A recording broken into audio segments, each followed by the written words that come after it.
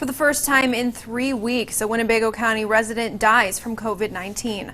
This brings the county death toll to 153. Winnebago County health officials say the case total has surpassed 5,500 after nearly 100 new cases are confirmed.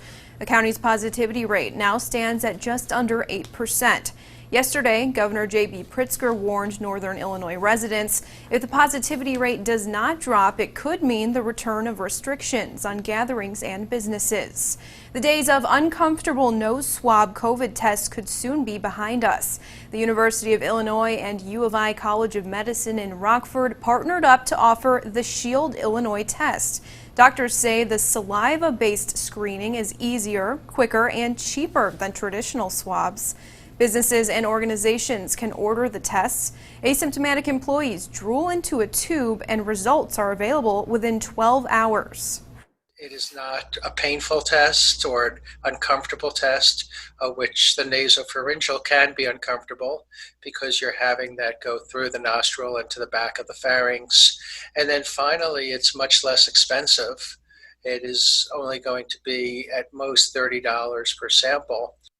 Shield Illinois testing will be available to Rockford organizations within 6 to 8 weeks.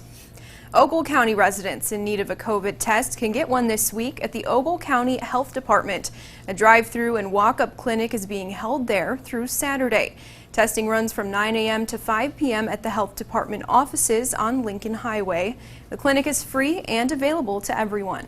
Today's the first day of early voting in Illinois. Long lines popped up across the state.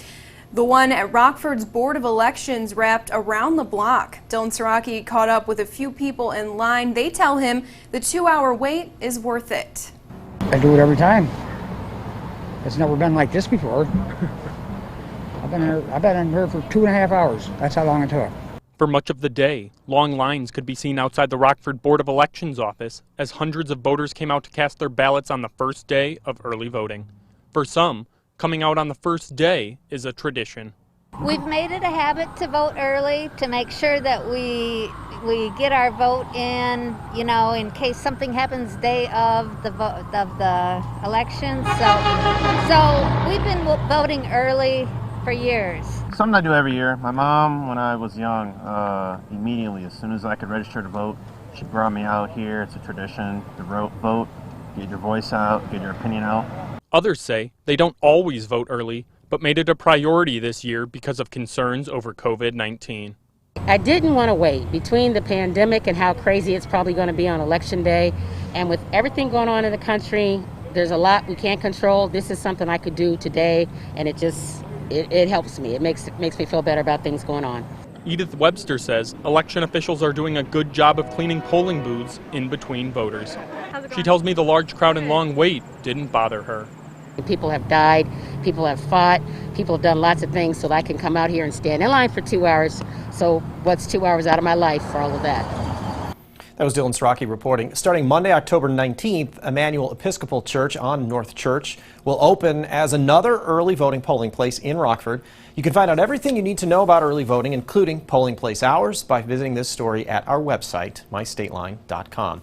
A Marengo man who killed his newborn baby gets the lightest possible punishment. A Boone County judge sentenced Robert Gee to 3 years in prison. Gee was found guilty of involuntary manslaughter back in July. Almost a decade ago, Gee shook his 10-week-old son in May 2011. The infant died. Gee faced up to 14 years. He'll have to serve at least half his sentence. Gee has to register on the Violent Offenders Against Youth Registry as well. A Dixon man's arrested accused of beating a resident at a long-term health care facility. Eric McGee faces several charges, including aggravated battery. Illinois State Police say the attack happened back in June at the Jack Mabley Developmental Center in Dixon. The 49-year-old is an employee of the Illinois Department of Human Services. No word on the condition of his alleged victim. McGee is due back in Lee County Court October 14th. Beloit's top cop gears up for the next chapter of his law enforcement career. Friday is Chief David Zabolski's last day with the department. The chief will take over the police department in Fargo, North Dakota on October 5th. Zabolski was sworn in as Beloit's police chief in 2015. He says he's leaving the department in good hands. We're on a very good path here in terms of progressive law enforcement. we've built a very strong team of committed individuals who have the same level of understanding about our vision, mission, and values. And I think that's going to help guide them going forward in some pretty tumultuous times for law enforcement. The Beloit Police and Fire Commission will name an interim police chief at its meeting this Monday. The board will then meet with the city manager to start the hiring process for a new chief. Rockford first responders are always up for a little friendly competition. The rivalry continued today at the Hero Challenge. Rockford Fire and Police Departments went head-to-head for the annual fire truck pull. A team of firefighters took home the win this year. The challenge isn't just about muscles, though.